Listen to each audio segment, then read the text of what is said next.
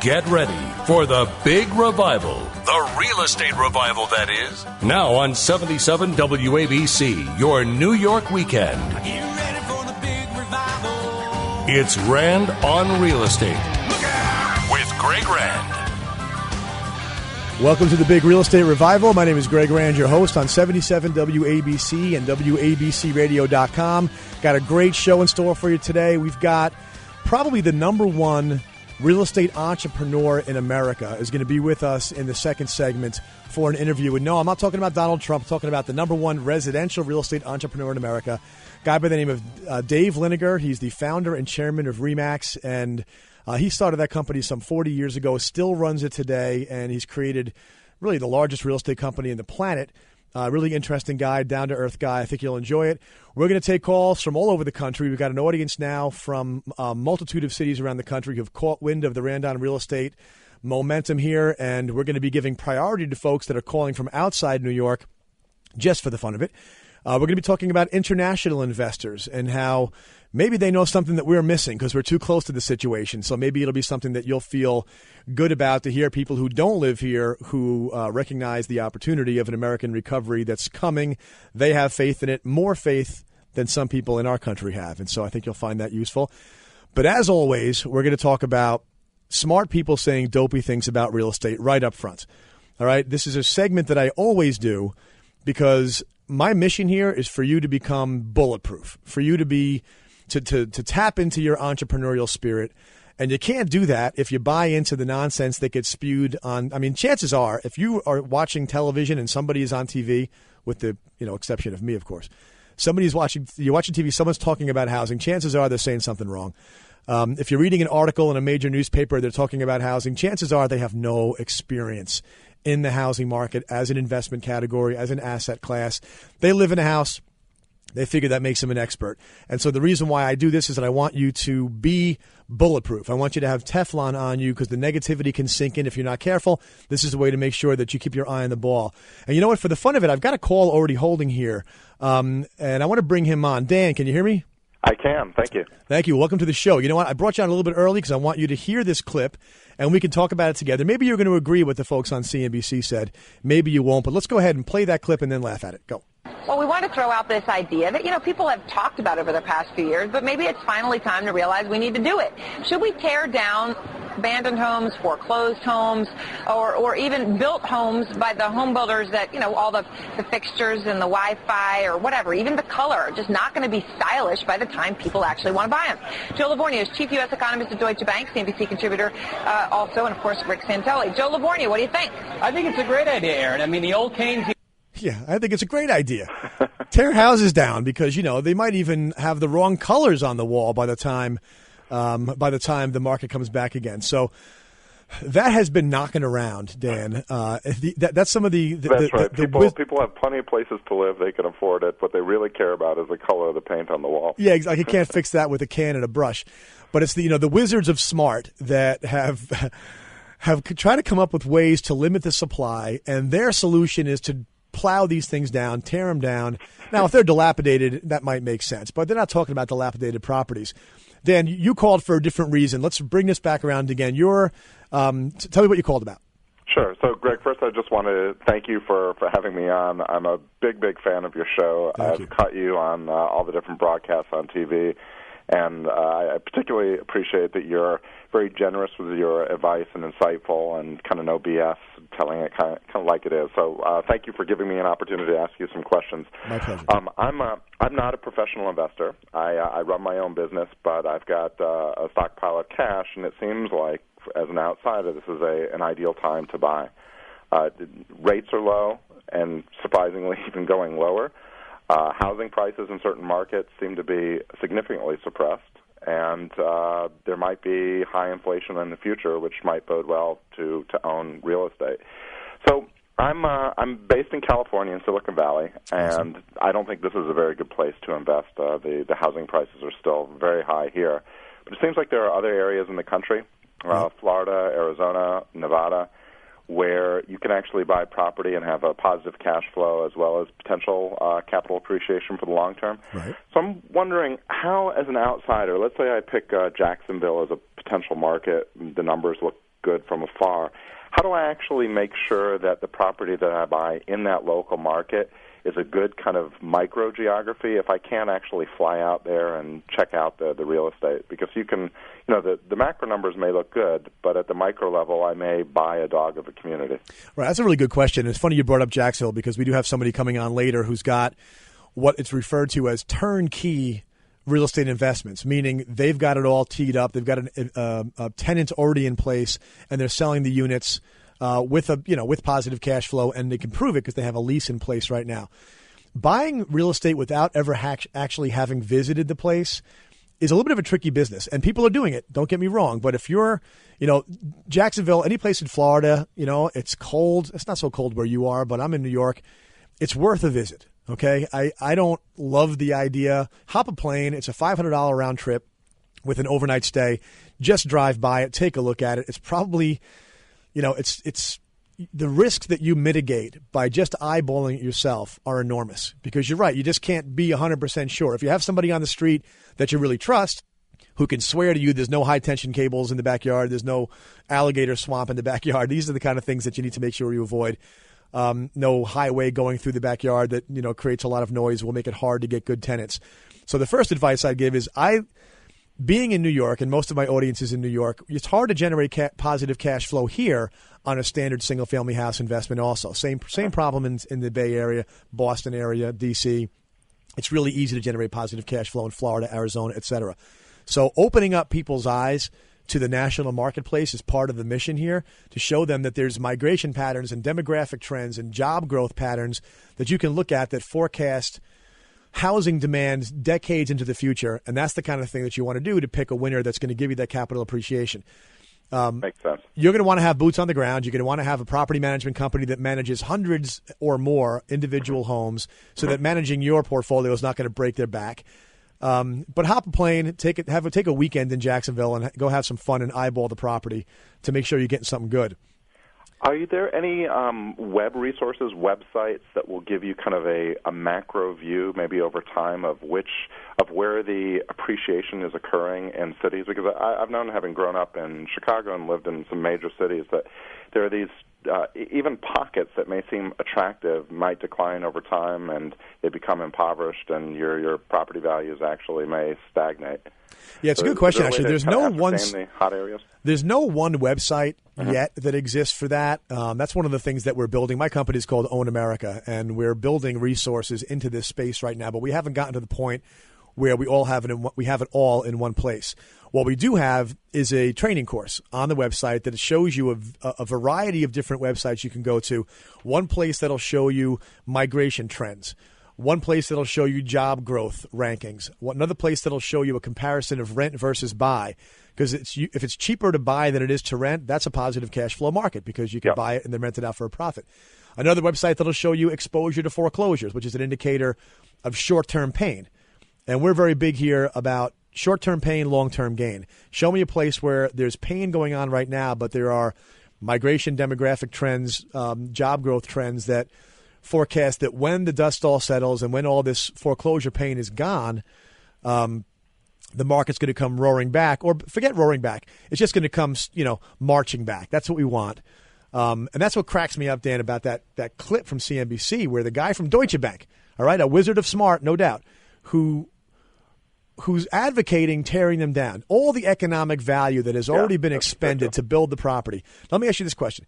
If they wanted to get rid of a house because it was an excess unit of supply, they want to bring supply down so as to be able to, stabilize home prices, could they sell it to you for half price? I'd buy it in a heartbeat if the rents would support the expense structure. Yeah. So the clip was going long, so I didn't play the whole clip. But what the Wizard of Smart from Deutsche Bank went on to say was that this is a good way to put people back to work. Tear down houses. He went on to say that, if you need to get people to work, have them dig a ditch and then have them fill the ditch back in again. Because creating a job is about putting somebody on payroll. I don't think he understands that creating a job is actually creating something that needs to be done and then paying somebody to do it, not just paying somebody to do something so that you can give them a paycheck every day. Those are not sustainable jobs. So his reasoning was more about creating jobs, tear down houses jobs. But the reality is, investors out there, small investors, there's a wave of small investors, both domestic and overseas, that recognize single-family homes as being a phenomenal investment, that if everybody just got the heck out of the way and let them buy those properties, if the government took away some of the restrictions that keep investors from buying investment properties, made financing available to them with good-sized down payments, but made it available, you'd see there'd be no oversupply of foreclosures. They're getting gobbled up as fast as they can put them on the market. So they have to trust in the free market. They have to trust in guys like you, who you said something in the beginning of the call that, you have a stockpile of cash. If you only got your information by watching TV in the last couple of years, you'd think that nobody has a stockpile of cash. Everybody in California is underwater on their house. Everybody in California is maxed out on their credit cards.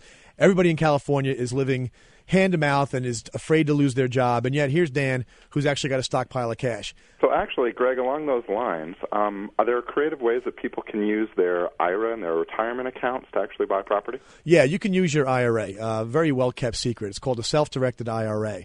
And there's a company called Equity Trust. You can go to equitytrust.com and check them out. They're the leader. There's others, but they're the market leader out there. You can use your IRA to buy real estate. There are restrictions and rules that you have to stay within, but your financial planner will either not tell you about that or will tell you can't do it because either he or she doesn't know you can, or he or she doesn't want to see you pull a couple $100,000 out of your IRA and go move it over to a custodian who can do the self-directed. This is the best kept secret because you can take $100,000 in an IRA, buy a single family home with cash, generate 12, 13% returns just on the rent, and then the wild card is the appreciation. And it works. And because it's an IRA, you already have a long-term mindset. So you're willing to wait. Are you restricted to the same only being able to own 10 homes if you're using an IRA? Or the rule you're referring to, Dan, is owning 10 homes. You can't finance more than 10 homes if you're using Fannie Mae or Freddie Mac financing. You can buy as many houses as you want. As far as I checked, it's still a free country. Yeah. If you can pay cash for them, you can buy as many as you want. But if you want Fannie Mae or Freddie Mac-backed financing, you're limited to 10, which is actually a great example of one of the stupid regulations that remains from a point in history when it made sense. Experienced investors who own 10 homes can't buy an 11th and get a mortgage for it. That is ridiculous. Those are probably the least risky people to bankroll. That's the idea. That's the idea. That's more risky. So when you hear the government is coming out with solutions, we talked on the last show about, and you can go to ownamerica.com and go to the archives and see the last show where I talked about how the federal government's interventions show no faith in the private sector at solving this problem, and that's what we have to try to get across to them. I'm involved in a lobbying effort right now to try to explain that guys like you, people that are listening on this show, they can pick off individual properties, take off that dreaded shadow inventory, burn it off, create housing stock for renters, and stabilize the housing market. Dan, investors are going to solve the housing crisis if everybody gets out of the way and lets us do it.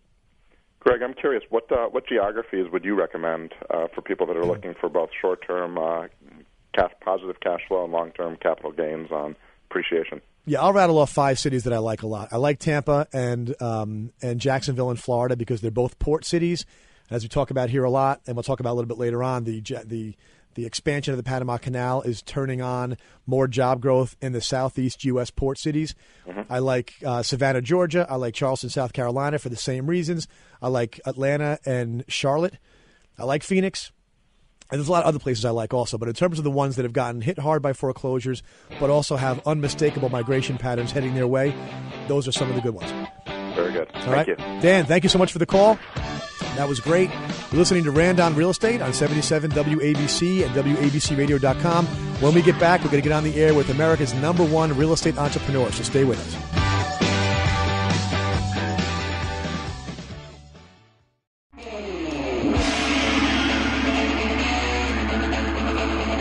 Welcome back to Rand on Real Estate. I'm your host, Greg Rand, on 77 WABC and WABCRadio.com.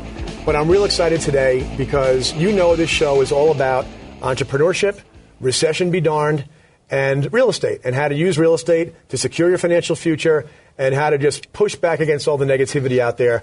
So I have in the studio today, I'm actually in his studio today, the top entrepreneur in real estate in America. He is the co-founder of Remax Real Estate. He's got, we'll talk about his company in a minute. Let me just welcome Dave Liniger. How are you, Dave? Doing great. Thank you very much. Great. Thanks for being here. So, okay.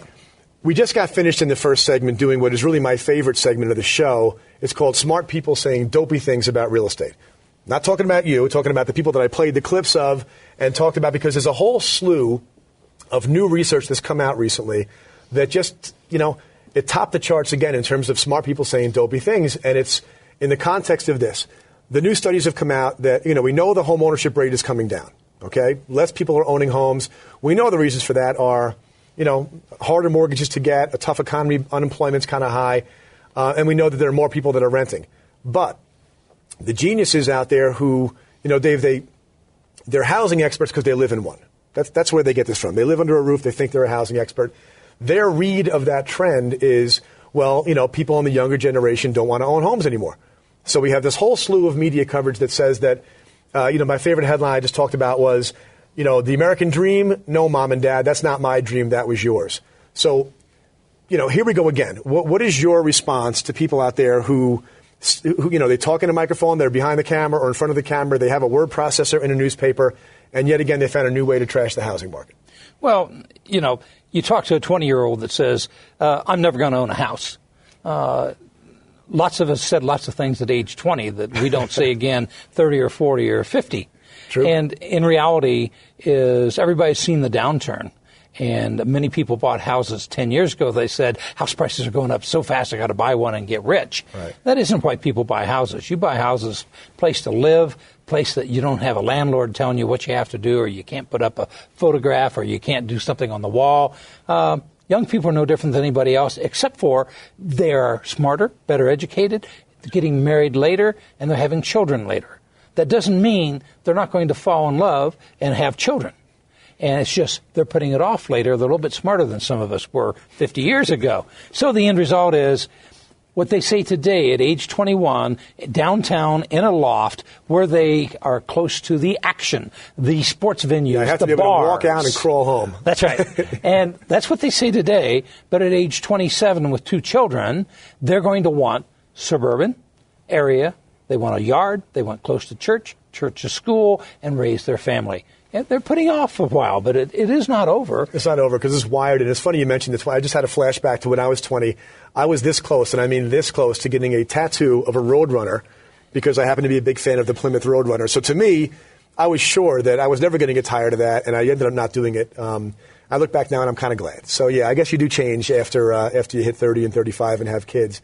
But what do you think? I mean, what's the impact? When I didn't meet you back in the mid-'90s, but my first exposure to you was at a convention of the National Association of Realtors.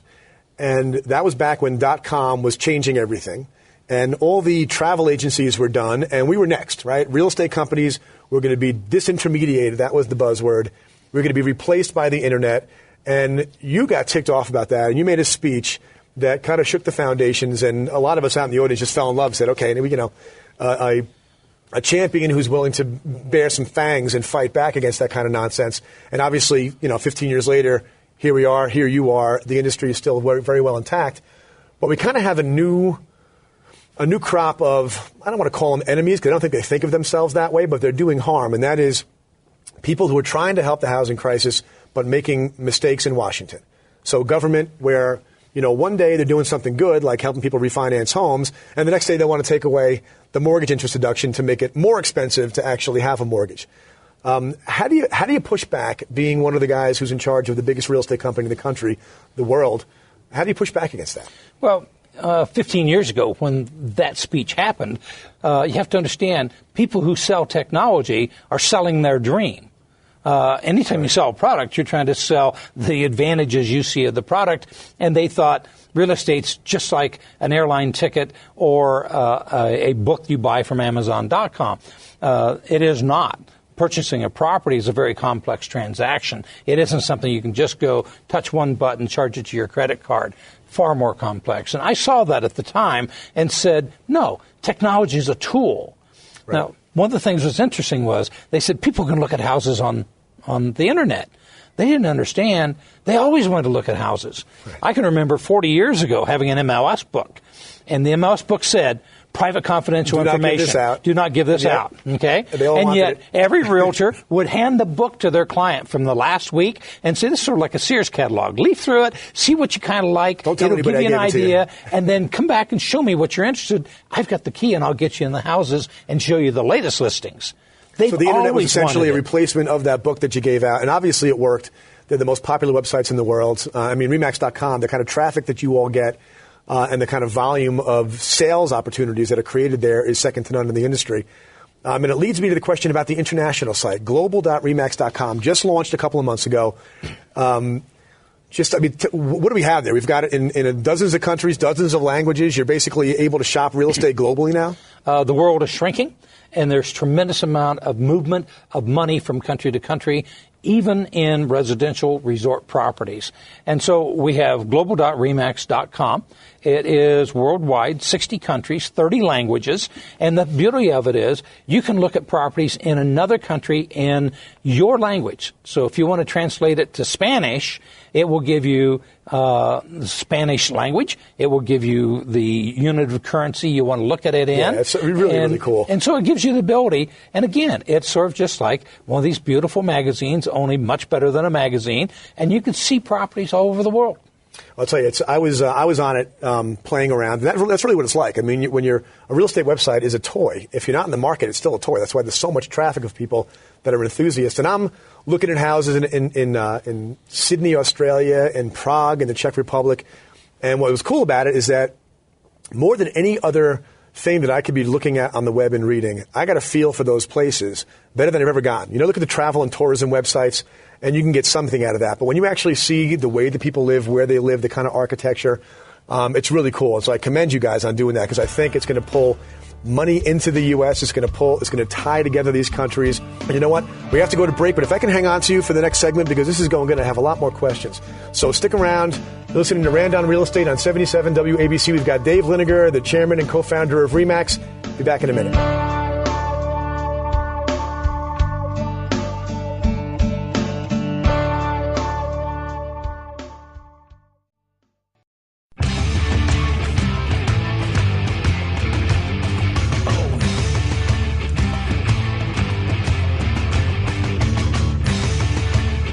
Welcome back to Rand on Real Estate on 77 WABC and WABCRadio.com. We've got Dave Liniger, the co-founder and chairman of Remax Real Estate, the number one real estate company in the United States. And are you number one globally yet, or is that just a yet?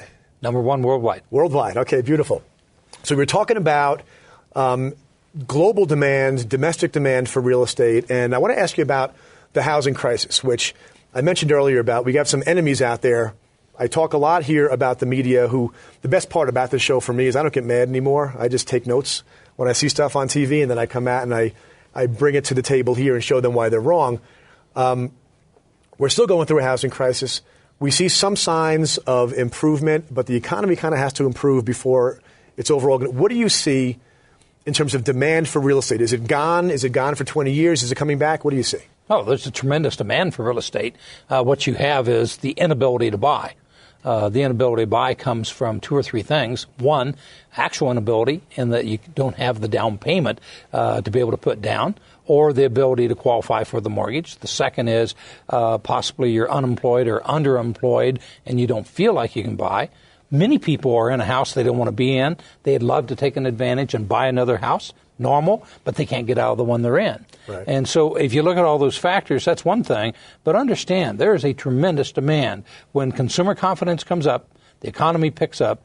Example, ordinarily in the United States, 5 million young adults age 18 to 30 years old live at home with their parents. Often it's college students that are going to college in their own community, and so they don't have a dorm or an apartment. But many times it's financial necessity. Today, there are 29 million young adults age 18 to 30 who are living at home with their parents. They do not want to be there. Their parents do not want them to be there. And the minute they can't get a date, they have no place to bring the date. No, they don't. You're not very dateable at age 27 living at home with dad. But the minute that the economy picks up, they can get good full-time employment. They are going to move, and I'll move in a New York minute.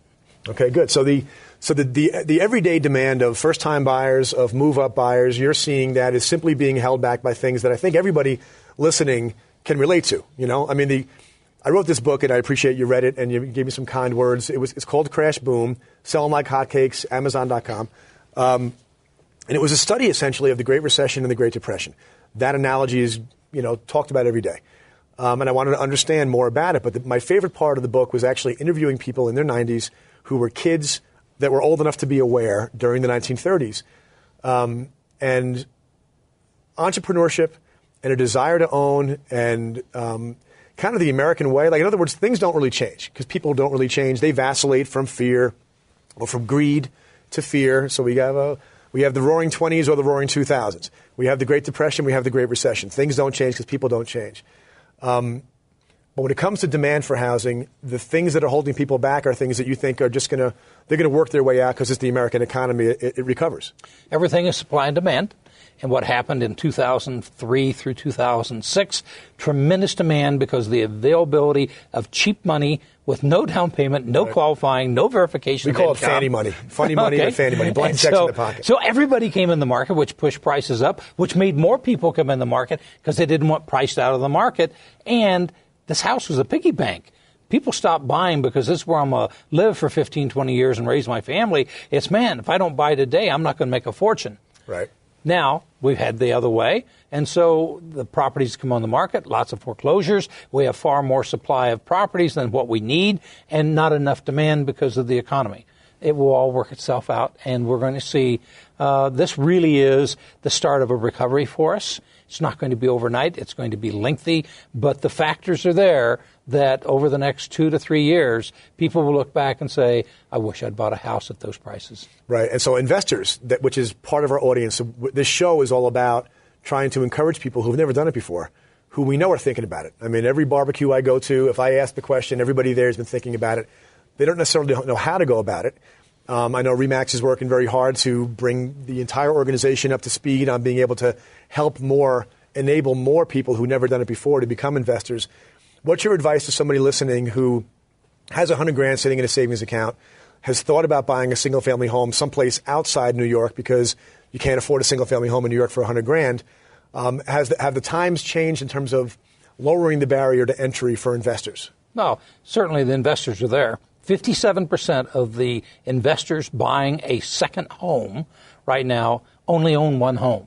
They've never been real estate investors other than their house before. And so it's not like a hedge fund trying to come in and buy 600 of them. Right. These are local people who see unbelievable opportunities, and they want to take advantage of it, and the opportunities are there.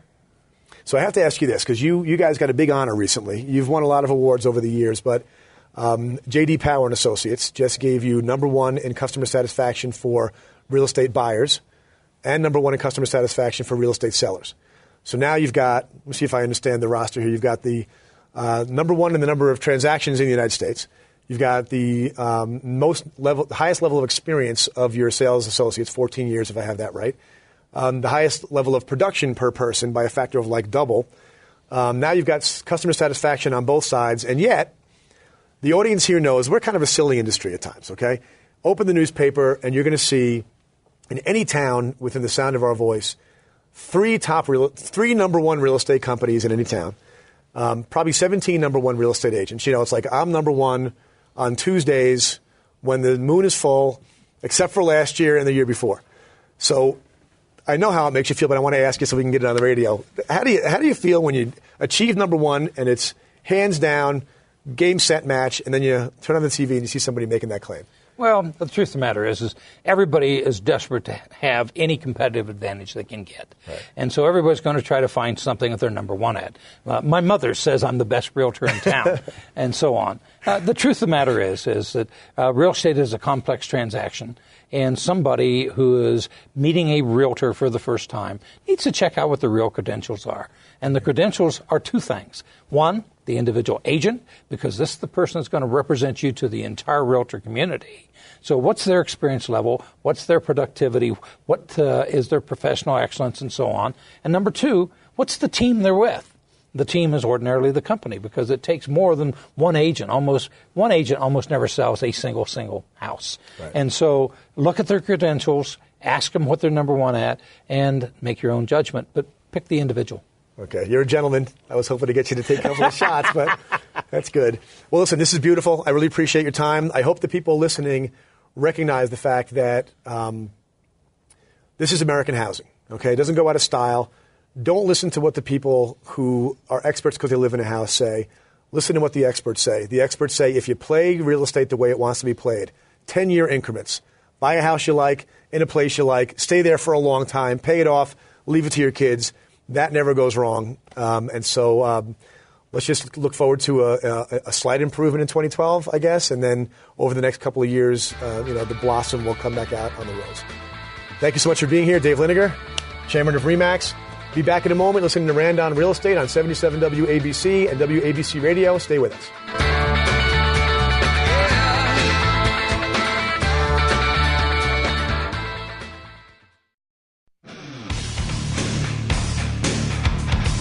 Welcome back to Rand on Real Estate. I'm Greg Rand, your host on 77 WABC and WABCRadio.com.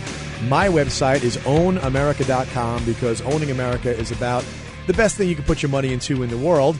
And that brings me right to my next guest, a gentleman named Matt Tingey. Matt, can you hear me? Hi, Greg. Yes, I can hear you. Matt is from the Global Real Estate Group. And Matt, where are you sitting right now as we speak? I'm actually sitting in Yorkshire in the UK. In the UK. Okay, so we've got somebody on the phone here who has got American real estate that he has for sale to overseas investors, and he's having a wild success. And I'm really happy to have you on here, Matt, because the point we're making today to our listeners is that sometimes when you're too close to a situation, you miss what's really going on. And there are people in our country who are doubtful about an American recovery, specifically American housing recovery, but it doesn't sound like you're running into that. So first, tell us about the building that you own. Where is it? What's the profile there? Yeah, I mean, the building that we own, we purchased 107 condominiums within a Grade A community in the South Side division of Jacksonville in Northeast Florida. Great. And we've taken over the full running of the entire site, including the HOA, and we are successfully renting nearly all the units we're nearly at full capacity. And we're delivering a Grade A property at less than what it would cost to build it, with a great cap rate. Okay, so what you're doing basically is you bought a condo building that a developer had not completed, or he had completed but was not able to fully sell out, and he sold it to you. There was 100 and something units in there. You've gone forward. Instead of just buying it and selling the individual condos to home buyers, you decided to rent them out and then sell them to investors with tenants and property management in place. Exactly. I mean, at this stage as well, we didn't buy them from the developer. We actually bought them from the bank that took them back from the developer. And the bank had actually had a good go at renting most of the units themselves, but we moved in an independent rental management team when we purchased, and they've been working very hard to fill the remaining units, and we're pretty much there. That's interesting. So you could have tried to go and sell them to individual home buyers, but you're finding that the investor market is more motivated than the home buying market in Jacksonville right now, or at least motivated enough for you to be able to move these units. And now, so you're selling it to folks overseas. Exactly, yes. And how many did you sell so far to overseas investors?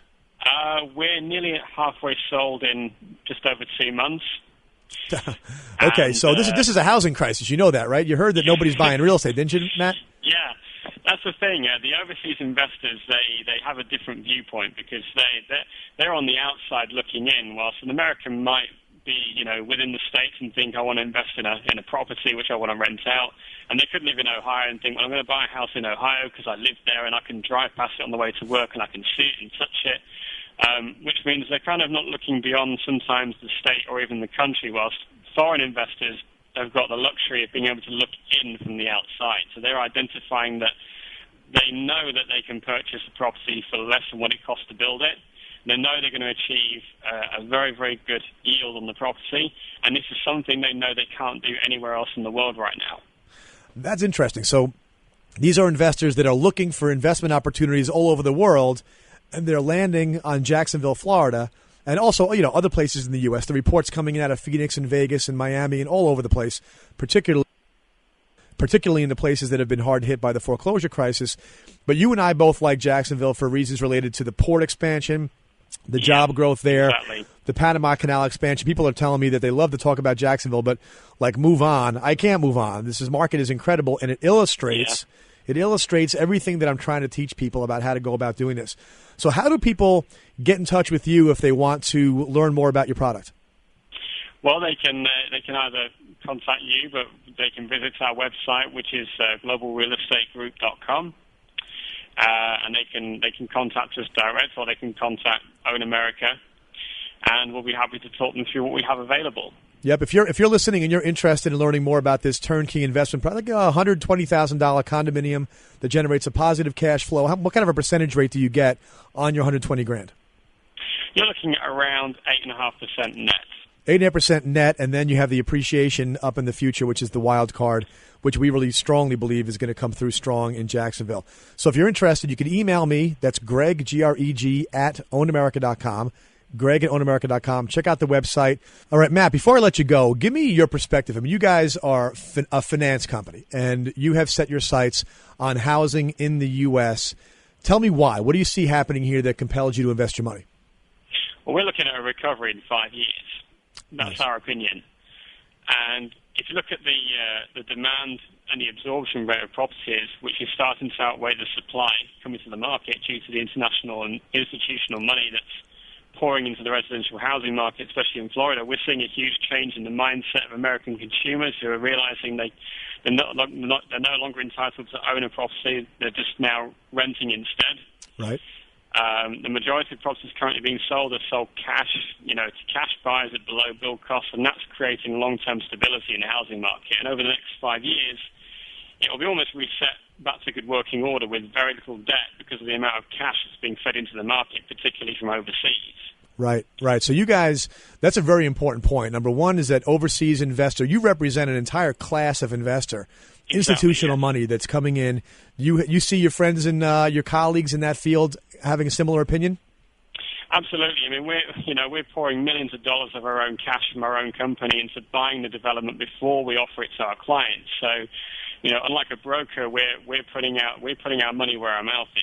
We're not just sort of telling people this is a great area. We're going, that's a great area. We're going to buy there, and then our clients are going to buy the product from us. Fantastic. Well, I think that's great. I'm really happy to have people hear your story. Thank you, Matt Tingey from the Global Real Estate Group. Again, if you want to reach them, globalrealestategroup.com. Pleasure to have you. Thanks for being on the show. Thank you. All right, so we've been all over the map today. We've gone to Florida, we've gone to Great Britain, we've gone to Colorado, and now we got to California, and now we're going to Maureen in North Carolina. How you doing, Maureen? Hey, great. How are you? Terrific. Thanks for calling. So what's on your mind? Well, I heard you talk about the Charlotte market the other day. Right. And I'm in Chapel Hill, North Carolina, and I recently made an investment in a property in Pinehurst, North Carolina. Okay. And I was wondering what you thought about that area, about North Carolina in general. What did you buy in Pinehurst? I bought a small brick ranch in a great golf community right next to a nice resort. Waited for over a year to get the price that I wanted.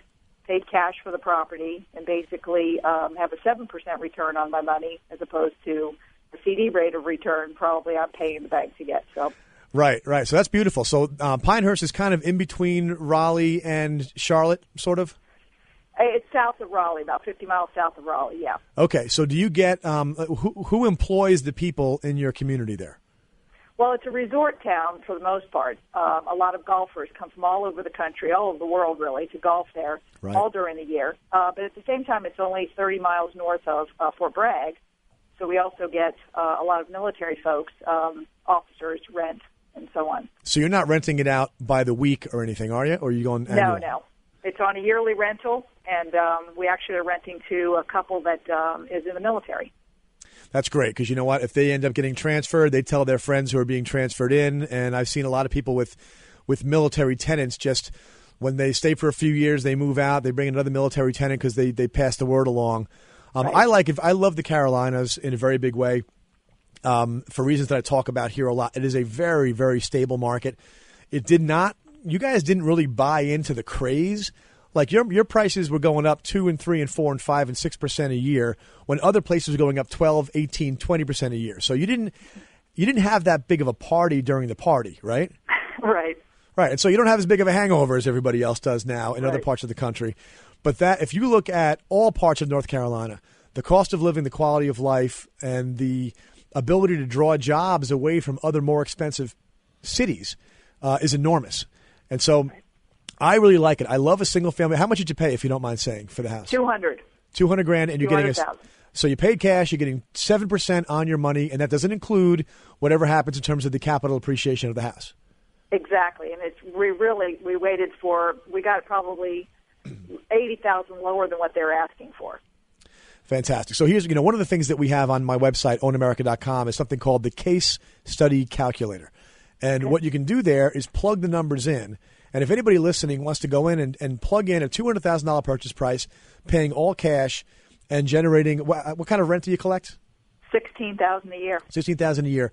You'll see that 7% return. But then if you incorporate in there a 1 or 2% a year increase in the property value and a 1 or 2% a year increase in the rents, what you're going to see is an investment that goes from 7% annual return to more like 11 or 12%, which you can't even touch anyplace else with a stable investment. And a single-family brick home near the golf course in Pinehurst is about as stable as it gets.